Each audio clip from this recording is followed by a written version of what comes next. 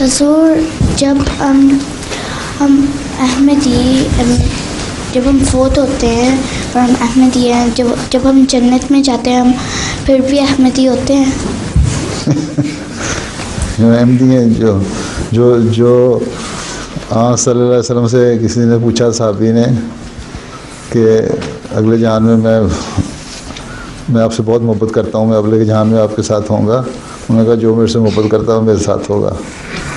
अगर तुम सच्चे अहमदी हो तो अल्लाह ताला तुम लोगों को हज़रत मसीह मौऊद के कदमों में रखेगा, सल्लम के कदमों में रखेगा। हैं तो अहमदी मुसलमान ही है ना हम। अहमदियत कोई अलग दीन तो नहीं ना, अहमदियत तो एक पहचान है। इस्लाम के बहुत सारे फ़िरके हैं ना, 72 फ़िरके, 72 सेक्ट्स बनी हुई हैं।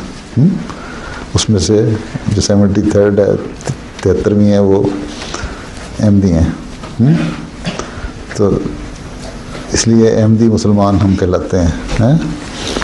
और अल्लाह ताला जो जन्नत में जाएगा तो ज़ाहिर है उन अहमदी मुसलमानों के साथ ही रखेगा ना। ठीक है।